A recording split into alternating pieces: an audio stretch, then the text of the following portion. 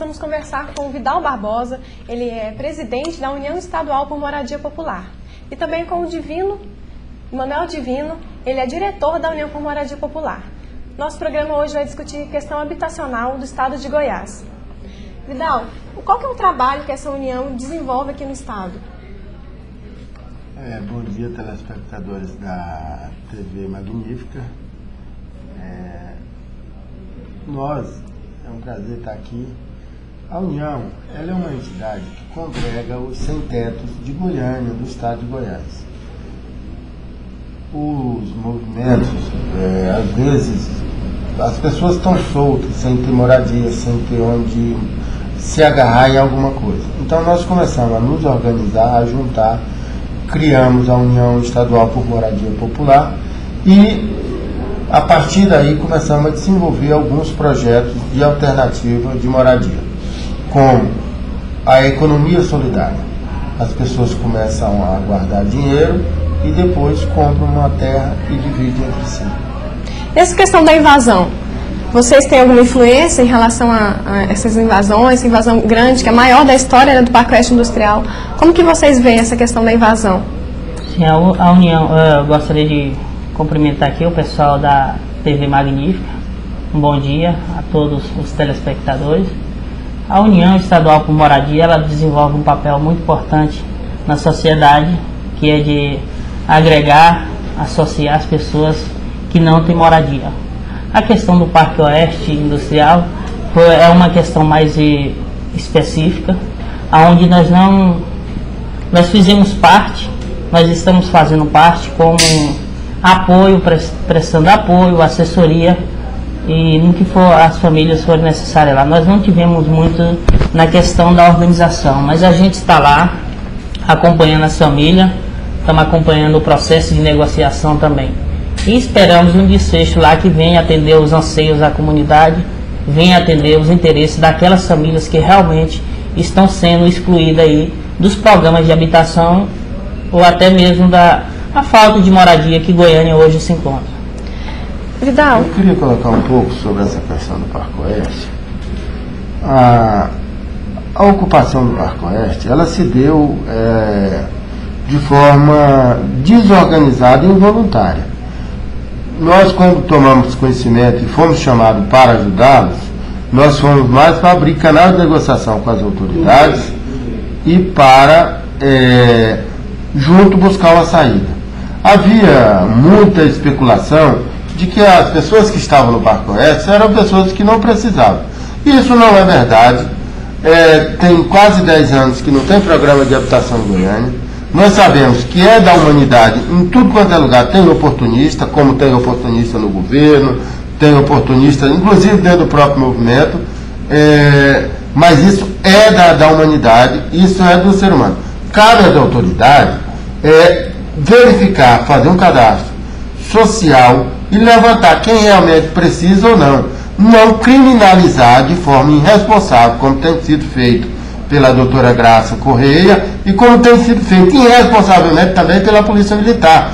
Eles acham que prender as pessoas vai resolver o problema da moradia. Não vai agravar mais ainda, porque está demonstrando que a autoridade que está aí hoje, os juízes, as polícias que estão aí, elas não estão para servir a sociedade, elas estão para criminalizar o movimento, para tentar barrar a organização do povo.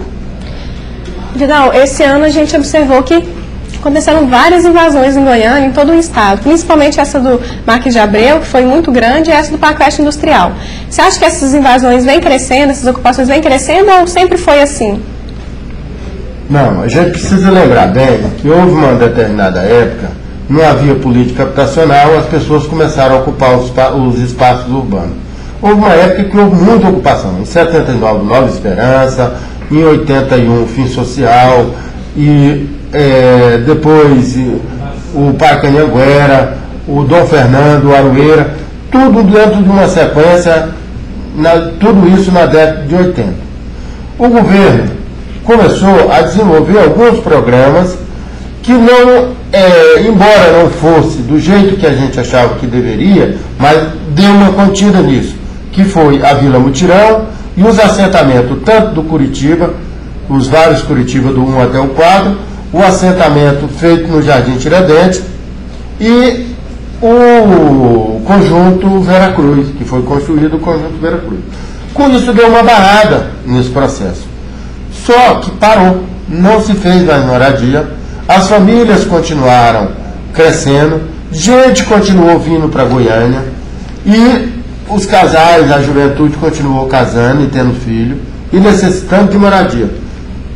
Você vê, de 10 anos passado com mais ou menos sem ocupação, agora houve duas grandes ocupações.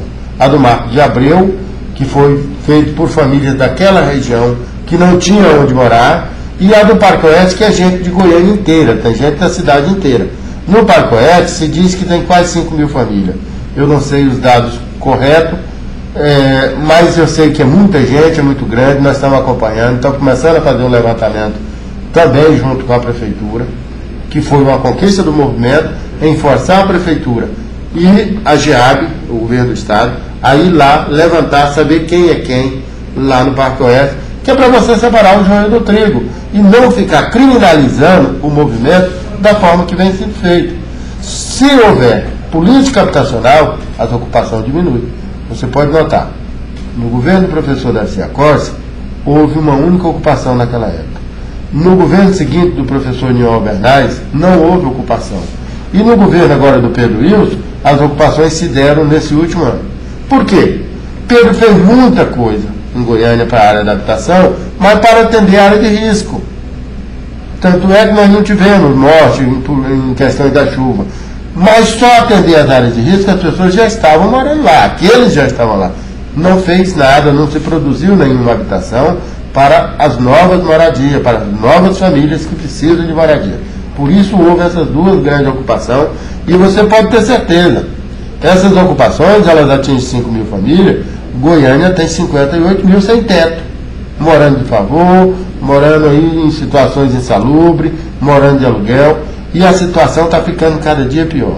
O salário está achatando, o poder de compra está caindo, nós estamos vendo todo dia a indústria cresceu, o Brasil cresceu o seu PIB, mas cresceu para uma pequena camada da população. A grande maioria continua baixando e cada dia mais pobre. Cada dia se alimenta mal, mais mal ainda, e cada dia se paga aluguel mais caro. Divino, o trabalho então da União seria organizar essas pessoas sem teto e cadastrar. Sim, esse é o trabalho, mas a União ela tem mais nessa área aí de cadastrar as famílias. E como que acontece esse cadastramento? Como que a União se mantém? Sim, a União se mantém como qualquer outro sindicato, uma associação, que é a manutenção do sócio. O sócio mantém uma taxa mínima, simbólica, e isso é que mantém o movimento de moradia. Independente disso, os companheiros da direção, cada um tem sua profissão à parte aí. Essa parte de manutenção é até próprio para manter o movimento, e alguns companheiros aí que estão desempregados. Quantos associados? Nós temos aproximadamente 3 mil associados na União. Certo. Vidal, teve outra questão complicada também, que foi em relação à universidade, né? Lá na usina de Corumbá, a universidade ganhou umas terras de Furnas e os sem-teto ocuparam, já que a universidade não estava usando a área. É interessante a questão de Corumbá. É o seguinte, quando a Furnas foi construir a usina de Corumbá 1, eles construíram todo um complexo lá. Uma coisa até de estranhar, né? Porque são 25 quilômetros da cidade, fizeram uma coisa de primeiro mundo.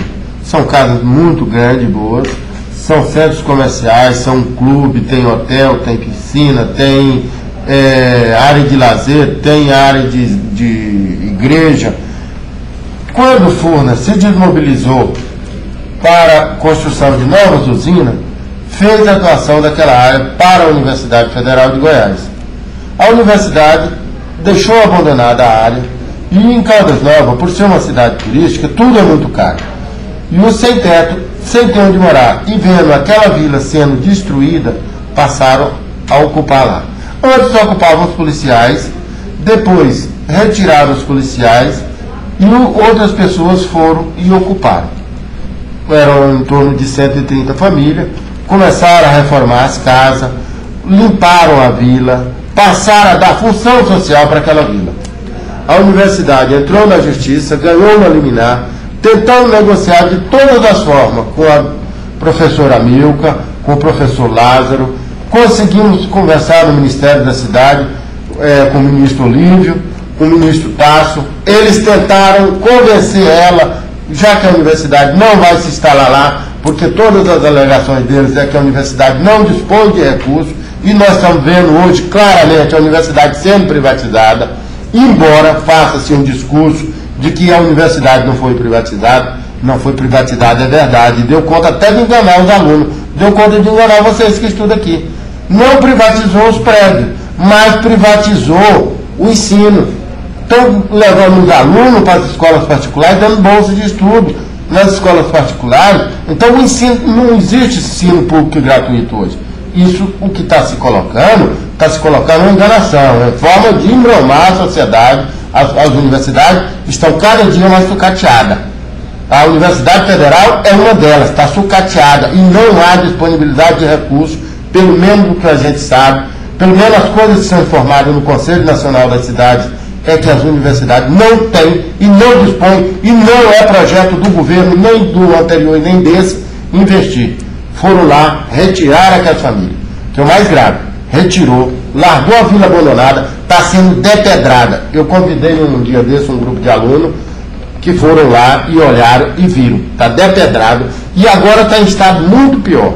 A depredação, os fazendeiros, as pessoas da região estão indo lá retirando os vasos, as pias, as janelas, os tijolos. Você vê, são milhões de patrimônio do dinheiro público sendo jogado fora, e por irresponsabilidade dos administradores dessa universidade, que hoje a gente está aqui no estúdio dela, inclusive falando isso. É uma pena que a gente tenha que falar isso, mas é a verdade. Está lá para quem quiser ver. Eu não estou inventando nem criando.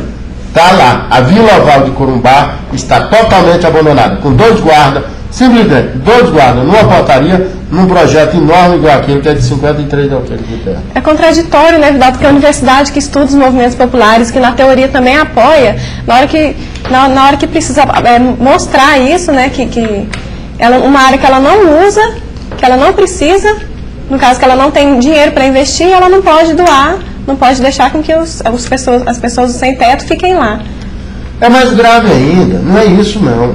É que diz que essa ira que a universidade armou, e principalmente o professor Lázaro, contra aquelas famílias, você sabe o que aconteceu?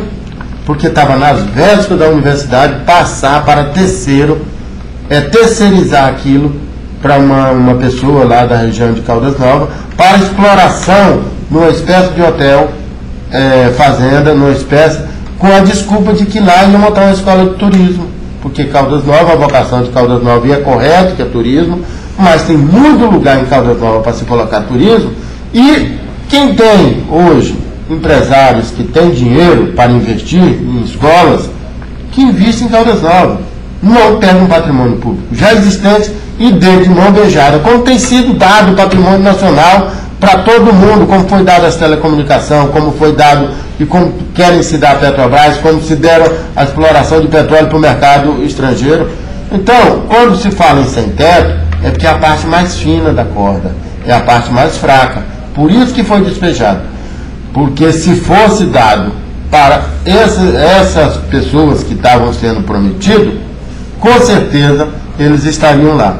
Só que nós fomos, atrapalhamos, vamos continuar atrapalhando, porque no dia que se colocar lá, que não seja a Universidade Federal que vá para lá, nós vamos questionar na Justiça e vamos ocupar de novo se for o caso. O Vidal também faz parte do Conselho do Ministério das Cidades. Vidal, dentro desse programa habitacional do Ministério, existem 2 linhas. A primeira é a linha de crédito. Como é que funciona? Nós estamos discutindo lá no Conselho a forma de construir. O Brasil hoje falta 6 milhões e 700 mil moradias. Isso para a construção de moradias novas. Se você for levar em consideração as áreas de risco e as moradias que estão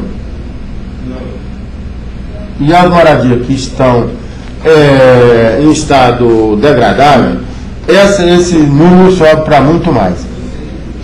Então, nós conseguimos, junto ao ministro Olívio Dutra, uma linha de crédito chamada Crédito Solidário.